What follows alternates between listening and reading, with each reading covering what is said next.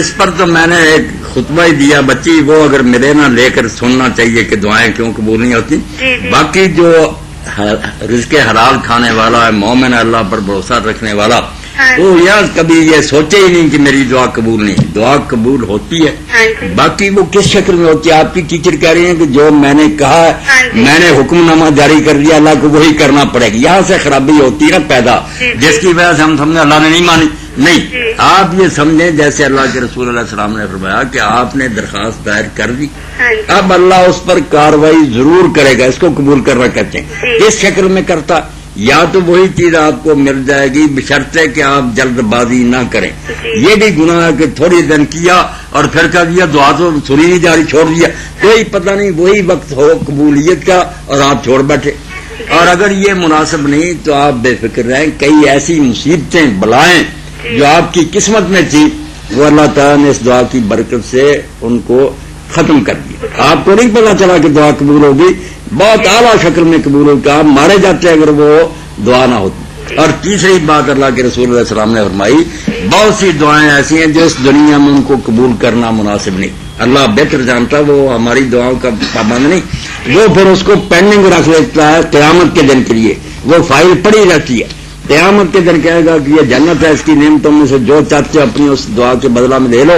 تو اس وقت آتا کہ جو ہماری یہاں سنی گئی نہیں، یہ اپنی ٹیچر کو میری بہن کو ضرور بتانا کہ وہ لوگ افسوس کریں گے کہ کاش ہماری دنیا میں دعائیں قبول نہ ہوتی. وہ تو فانی تھی، آج کے دن کے لیے پڑی ہوتی تو ہم جنت کی نعمتیں لیتے جو باقی ربی ہیں.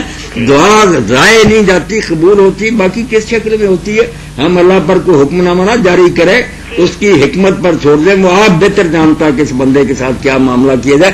مگر جو کھاتے ہی حرام ہیں، دین پر عمل ہی نہیں کرتے، ان کی دعائیں کیا قبول ہوں گی؟ ان کی تو درخواستیں اٹھا کر اللہ پھینک دیتا. حضرت سعد بن ابی وقاص نے پوچھا اللہ کے رسول کوئی بات بتائیں جس سے میں مستجاب الدعوات ہو جاؤں، جو مانگوں اللہ دے. آپ نے فرمایا تو رزق حلال کھانا شروع کر دے، مستجاب الدعوات ہو جائے گا. جب کھاتا حرام ہے، اللہ کا نافرمان اور باغی کیوں تیرا کام کرے؟ ہاں، تو یہ بتانا کہ حرام کھانا اور غلط کام کرنے والے جو ہیں، حضرت علی رضی اللہ عنہ کا بہت اچھا فرمان ہے کیا دائی بلا عمل، جو لوگ عمل نہیں دین پر کرتے اور دعائیں کرتے جاتے ہیں. وہ اللہ کیوں ان کی مانے؟ وہ کر رامی بکوسن بلا وطن، وہ ایسے ہیں گولی چلانے والے کہ وہاں اندر ہے ہی نہیں کوئی، گولی چلے گی کیا؟ جی بہن. ہاں جی. اور سر وہ کہہ رہی تھی کہ مجھے کسی نے بتایا آپ کا ستارہ جو ہے نا گردش میں ہے. ہاں، ستارہ گردش میں، اسی لیے ان کو کہا آپ کی قبول نہیں ہوتی. آپ شرک میں پھنسی ہوئی ہیں، نجوم کو مانتی ہیں، ستاروں کو مانتی ہیں. ان کو بتائیں کہ اللہ کے رسول نے کہا جو نجوم سیکھے گا اس نے جادو کا شعبہ سیکھا اور وہ کافر ہو گیا. ایسے یہ نہ پڑا کرے کہ آپ کا ہفتہ کیسا گزرے گا، ستارے کیا کہتے ہیں. ٹیچر ہوتے وہ توبہ کر لے، پڑھی لکھی ہے، اللہ پر بھروسہ کرے. جی میں نے بہت سمجھایا. میں ڈاکٹر طاہر سامی کی بیٹی بول رہی ہوں. ماشاء اللہ، بڑی خوشی ہوئی ہے. اللہ تعالیٰ خیریت سے رکھے. چلیں، بہت شکریہ بہن آپ کے کال کرنے کا. جی اللہ حافظ. رحمان اور رحیم، ماں باپ کے دل میں بھی وہ شفقت نہیں ہے.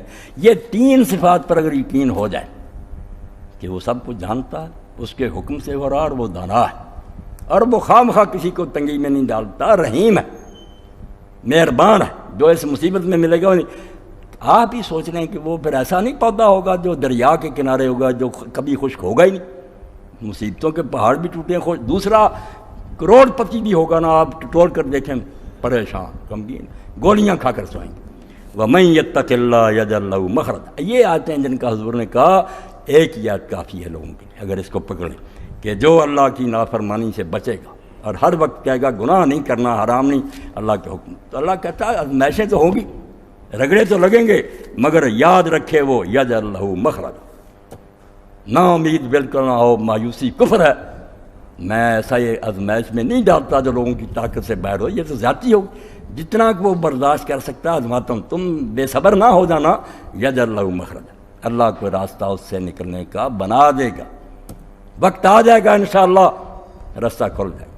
وَيَرْزُقْهُ مِنْ حَيْثُ لَا يَحْتَسِبُ، اور اس کو ایسی جگہ سے رزق دے گا اور نعمتیں دے گا جس کا اس کو گمان بھی نہیں، وہ سوچ بھی نہیں سکتا تھا کہ مجھ کو ادھر سے بھی کچھ مل جائے گا. میں نے اپنے بارے میں دیکھا، یہ خدابخش کلیار صاحب کے بارے میں، عبد المالک کے پاس بھی کچھ بھی نہیں تھا، بچہ خود بھی بہت تنگی میں گزارا کرتے تھے. اللہ نے اتنا دے دیا، اب ان کے پاس کاریں ہیں، کوٹھیاں، میرے ساتھ بھی بچے کہاں تک پہنچ، سوچ بھی نہیں سکتا آدمی کہ اللہ کہاں سے دے دے، بالکل ایک آنا بھی نہیں ہوتا، 1 روپیہ مجھے کوئی ادھار نہیں دیتا، اپنے بھائی نہیں دیتے، مگر اب سب بچوں کے پاس کاریں ہیں، کوٹھیاں، وہ بھی اللہ کی ساتھ۔ تو اللہ فرماتا ہے اگر تم گناہ سے بچو گے، مجھ سے ڈرتے رہو گے، تو شیطان تمہیں کہتا کہ دین پر چلنے سے مر جاؤ گے، نہیں، اس مشکل سے نکلنے کا راستہ بن جائے گا۔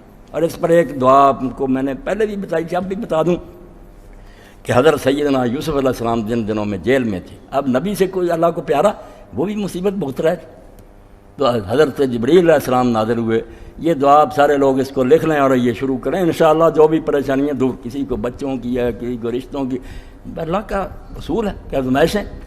تو جبریل علیہ السلام نے آ کر کہا یوسف علیہ السلام ہر فرض نماز کے بعد یہ کہہ دیا کر، اور شروع کیا، دونوں ہی کام ہو، اللہم اجعل لی مخرجا، اللہم اجعل لی من امری فرجا و مخرجا وارزقنی من حیث لا احتسب، اسی آیت کے مطابق کہ ان کے لیے نکلنے کا راستہ بھی بنا دوں گا اور رزق بھی ایسی جگہ سے دوں گا کہ ان کا گمان بھی نہیں۔ وہ نکلنے کا راستہ بھی بن گیا، باعزت جیل سے نکلے، بادشاہ نے خود احترام کر کے باہر نکالا، اور وہ رزق بھی مل گیا کہ وہ حاکم بن گیا ساری سلطنت کے، اور سارا مصر ان کی مٹھی میں آ گیا۔ فرمایا یہ صرف دعا کیا کرو، اللہم اجعل لی فرجا و مخرجا، میرے لیے گنجائش پیدا کر، تنگی ہے، مخرج ہے، اس مصیبت سے نکلنے کا کوئی راستہ بنا، وارزقنی من حیث لا احتسب، اور مجھے ایسی جگہ سے رزق دے جو میں سوچ بھی نہیں سکتا۔ اللہ کہتا ہے شیطان، اور کسی شاعر نے بڑی پیاری